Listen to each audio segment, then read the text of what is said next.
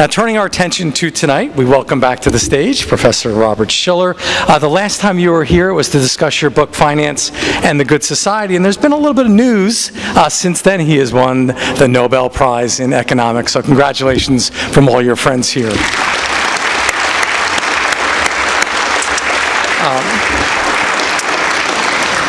Professor Shiller is the Sterling Professor of Economics at Yale, as well as a Professor of Finance and a Fellow at the International Center for Finance at the Yale School of Management. Now, he's written numerous books and journal articles on a wide variety of topics, from financial markets innovation to behavioral economics and, of course, moral judgments regarding markets. To highlight just two of his well-known books, Irrational Exuberance and Animal Spirits. He's a regular commentator to the New York Times, to CNBC and Bloomberg, and the co-founder of the S&P Case-Shiller Home Price Index. Now, in 2016, he is the president-elect of the American Economic Association. That's 20,000 economists, all with different views, so good luck with that, Professor. Your latest book, which he's co-author with Nobel laureate George Akerlof, Fishing for Fools. Robert will be happy to sign it, personalize it for you afterwards if you so choose to buy a book from Alan over there to my left. We have note cards. What we ask is that you fill out your questions on these note cards. We'll collate them and bring them over here, and then either Dick Sill or I will ask the questions. I'd like to point out on the reverse that the two top blurbs, Joseph Stiglitz and then Alan Blinder, and for our regular members, both of those gentlemen have spoken here in the recent past, so Professor, you're in good company. It's my honor to introduce Professor Robert Shiller.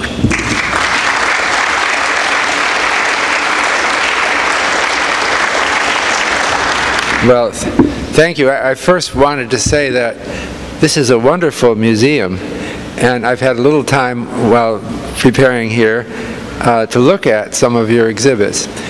And what it makes me think of is that finance is a technology, and the technology evolves through time.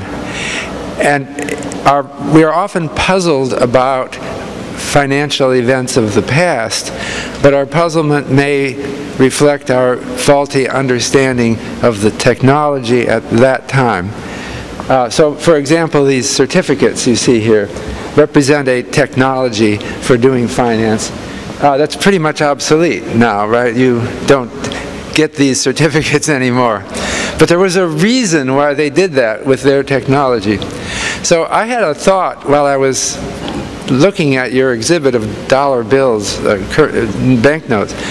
I had a thought, an interesting thought, and I'll start with this. Maybe Richard Silla will tell me that I'm wrong, but here's a puzzle.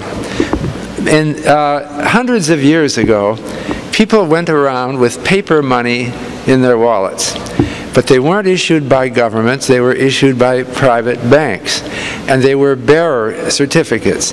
Take it to the bank and you'll get gold or silver coins. Now here's the puzzle I've had. Those banks frequently failed and you didn't get your coins. So I thought, well, why did anybody carry those notes anyway? Because I could just carry the coins, and then I don't have to take the trouble to go to the bank to redeem them, and I eliminate the risk. So maybe you have an answer, but I'll give you my answer. So I was looking carefully at the notes right over there, and I discovered that about half of them had serial numbers on them. In the older ones, they were handwritten. That's old technology. They had a little space, and it said serial number, and you'd write it on. Somebody in the bank would write it on. The newer ones had some kind of stamp. That's new technology. That would you just stamp it on, and it advances one number at a time. But about half of them had serial numbers. So I thought, that's important. They must have put them on for. That's a lot of trouble. And then I realized, well, wait a minute, I only see one side of the bill on your display. So maybe all of them had serial numbers if I could just turn them over. So why would you need a serial number on a banknote? But did you ever look at your money? Look at your money in your wallet. Every one has a serial number, and they're all different. Each one is unique. So then a thought occurred to me. I know why people carried paper money back then. Because when they got the money, before they put it in their wallet, they would write down the serial numbers somewhere at home and keep it at home. Then when you go out with your money, if somebody steals it, you go running back to the bank and say, this was stolen, this is a thief, if he comes in to redeem these bills. So then I thought further about, well, they don't have to redeem the bills, they just have only to spend the bills. And so maybe it's not a big deterrent. But then I thought, well, a lot of thieves probably come from out of town. Did you know this? You used to have to always redeem your paper money before you left town because they wouldn't take out-of-city money generally, or they take it at a discount. So it probably worked somewhat. So I think that's why you hold it. If you are you're a merchant, you're going to spend $50. It's a lot of money in those days on business. You don't want to carry $50 in gold coins in a bag. It would look conspicuous, and then someone would steal it and it's gone. So you did that. You wrote down the serial numbers and you carried the paper money. Am I right? Does that sound plausible?